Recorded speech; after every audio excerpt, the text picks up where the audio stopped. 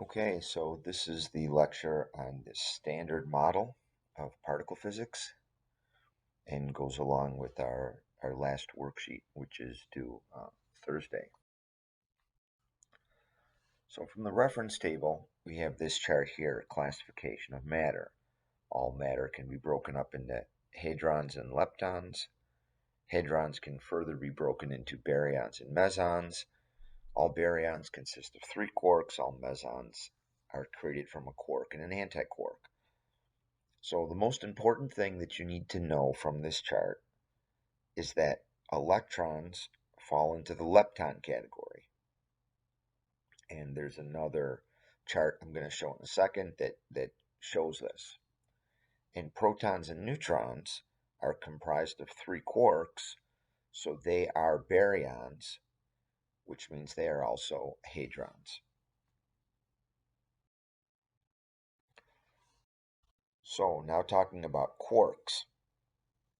This chart shows that there are 6 boxes here. So there are 6 types of quarks. Their names are up, down, charm, strange, top, and bottom. So when quarks were first being discovered, there was a scientist who called the particle, said, oh, this is a very strange particle.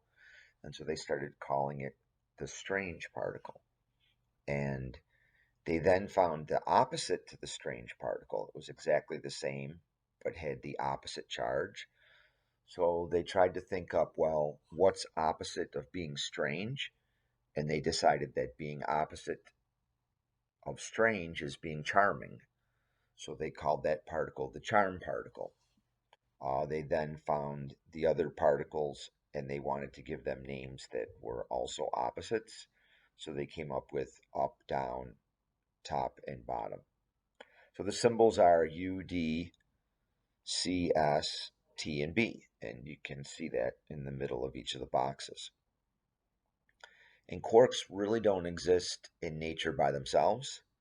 They either exist in pairs or groups of 3. And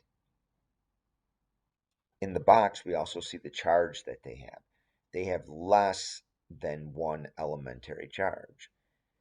But we don't notice that in nature. So the smallest charge that naturally exists is 1 elementary charge, right? The charge on an electron or the charge on a proton, which is 1.6 times 10 to the negative 19th coulombs.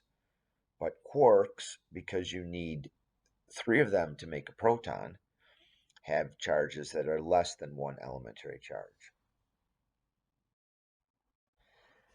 And there are also antiquarks. So the reference table doesn't give you a new chart. They just give you the same chart and you just flip the charge. So there are also 6 types of antiquarks. Their names are anti-up, anti-down, anti-charm, anti-strange, anti-top, and anti-bottom. Their symbols are the same, but we put a line over the letter, and they have the opposite charge.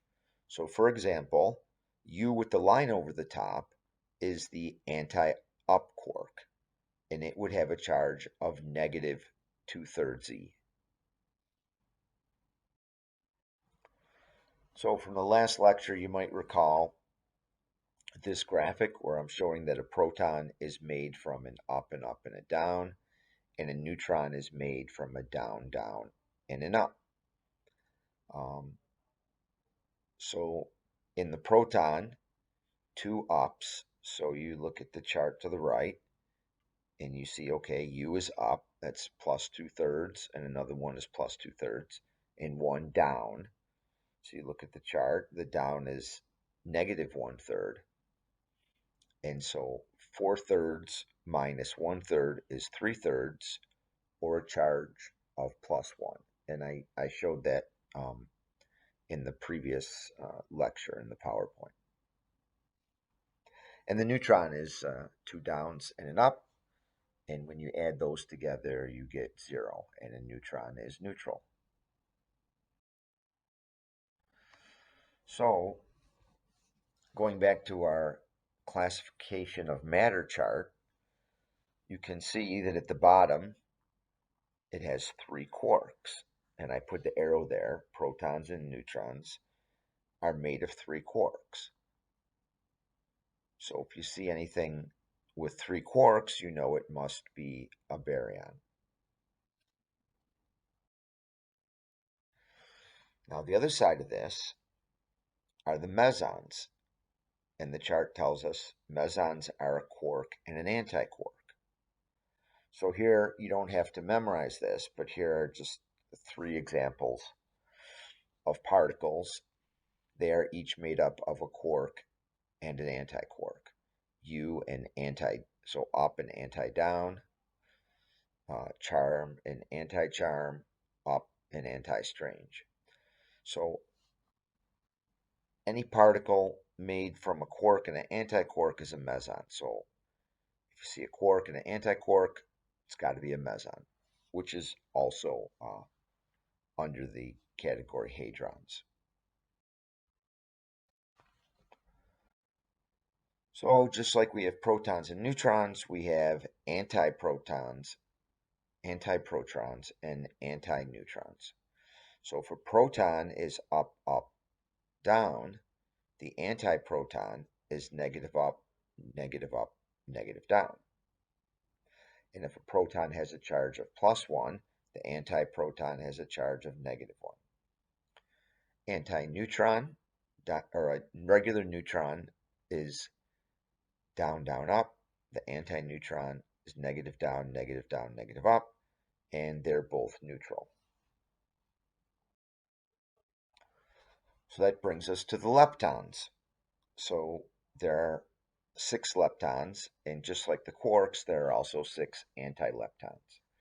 So each box shows you the name, the symbol, and the charge, and the antiparticles would have a line over the top of the letter and would have the opposite charge. So an electron, the symbol is E, and it has a charge of -1. The anti-electron, also called the positron, the symbol would be E with a line over it, and it has a charge of +1. So beta radiation, we talked about this in the last lecture. There's really 2 types. Like usually we're talking about beta radiation releasing a normal negative electron, but there's also this positive beta decay. So on the top we have positive beta decay, where a proton, up, up, down, turns into a neutron, down, down, up. So what had to change?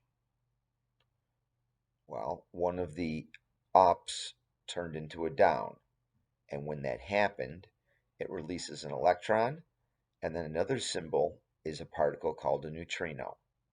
So I wrote, in the production of a positron, anti-electron, a proton becomes a neutron, releasing a positron and a neutrino.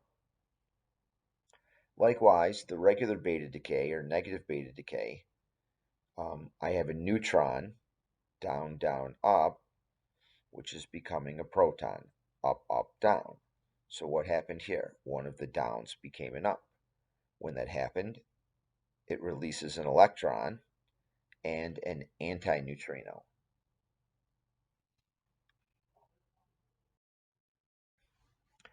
And lastly, I mentioned this in the last lecture too, but we have these different nuclear forces.